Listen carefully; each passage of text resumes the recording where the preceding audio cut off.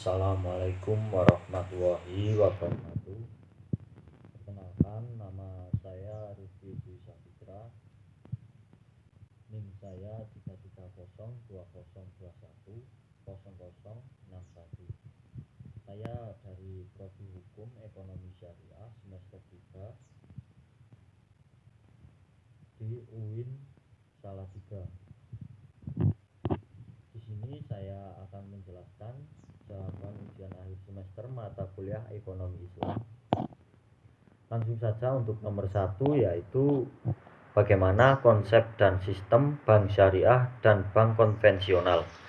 Bank konvensional menggunakan prinsip bebas nilai, sementara bank syariah berinvestasi pada usaha yang halal.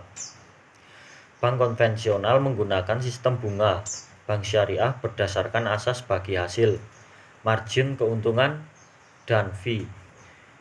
Besaran bunga di bank konvensional tetap, sementara bagi hasil di bank syariah berubah-ubah tergantung kinerja usahanya. Bank konvensional berorientasi pada laba, sementara bank syariah berorientasi di profit dan falat. Pola hubungan bank konvensional debitur dan kreditur, sementara bank syariah pola hubungan yang digunakan kemitraan, musyarakah, dan mudharabah. Penjual, pembeli, salam dan istiqna, sewa menyewa, debitur kreditur. Pengertian equity holder card. Di dalam bank konvensional tidak ada lembaga sejenis dengan Dewan Pengawas Syariah atau disingkat dengan DPS, sementara ada DPS pada bank syariah. 2. Apa penyebab dari adanya inflasi dan bagaimana Islam menangani inflasi? Secara umum, inflasi disebabkan oleh ketidakseimbangan permintaan dan penawaran barang atau jasa, peredaran uang, serta biaya produksi. Kondisi ekonomi negara yang menjadi mitra dagang turut berpengaruh terhadap terjadinya inflasi. Penyebab yang lainnya yaitu 1. Tingginya permintaan pasar. 2. Biaya produksi tinggi. 3. Peredaran uang. Untuk menanggulangi dampak inflasi, ekonomi Islam menganjurkan agar melakukan pergantian mata uang kertas atau fulus menjadi emas dan perak kembali, serta pelarangan impor yang berlebihan agar tidak mencekik produsen dalam negeri sendiri. Perbaikan moral elemen paling esensial dan strategis Islam untuk merealisasikan tujuan-tujuan Islam adalah berpautan pada aspek kehidupan, biasa dengan spirit untuk meningkatkan moral manusia dan masyarakat tempat dia hidup. Hal ini membawa pada inti konsep kesejahteraan dalam Islam. Kesejahteraan manusia dapat diwujudkan apabila sudah terpenuhi kebutuhan material dan spiritual manusia. Pemerataan distribusi pendapatan dan kekayaan. Pendistribusian dapat dilakukan dengan mengerjakan zakat, infak, dan sedekah. Kemudian harta itu dibagikan kepada orang yang membutuhkan untuk dapat meringankan beban hidupnya. Menghapus riba. Riba menjadi salah satu faktor yang dapat menyebabkan inflasi. Dalam ekonomi Islam sendiri, riba sangat dilarang karena riba lebih banyak mudaratnya daripada manfaatnya. Dengan menghapus riba, artinya dapat menghentikan seseorang untuk berbuat zalim kepada orang lain. 3.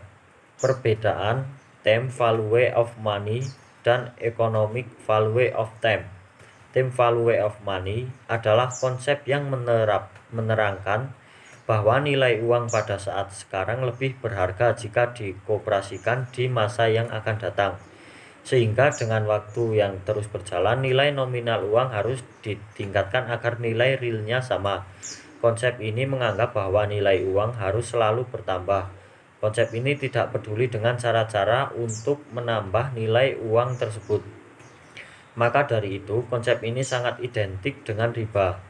Economic value of time adalah konsep yang menyatakan waktu, khususnya produktif, akan menghasilkan dan menambah nilai ekonomi. Dengan konsep ini, maka jika kita ingin menghasilkan dan menambah nilai ekonomi, maka kita harus memanfaatkan waktu sebaik dan seproduktif mungkin. 4. Dasar kebijakan pendapatan pemerintah berdasarkan Al-Quran dan hadis. Ada 7 sumber penerimaan negara pada masa Nabi Muhammad SAW. Pertama, zakat yang dipungut dari umat Islam yang mampu. Kemampuan diukur menurut takaran harta yang wajib dizakatkan, nisab. Kedua, al-ghanimah, yaitu harta yang didapat dari rampasan perang. Ketiga, al-fai, yaitu harta yang diambil dari orang-orang non-muslim tanpa kekerasan atau peperangan, bahkan dengan perdamaian dan perjanjian. Keempat, al-jizyah, yaitu pungutan yang dikenakan atas umat Alkitab yang mampu. Kelima, harta wakaf, yaitu berasal dari umat Islam yang digunakan untuk kepentingan umum semata-mata karena Allah. Keenam, harta sedekah dari umat Islam. Jenis ini sering digunakan Nabi Muhammad SAW ketika nas kebijakan fiskal di atas belum diturunkan. Ketujuh, hutang dari umat Islam. 5. Bagaimana pendapat Anda mengenai peran lembaga keuangan syariah dalam mengatasi permasalahan tersebut? Jelaskan dan berikan argumentasi Anda.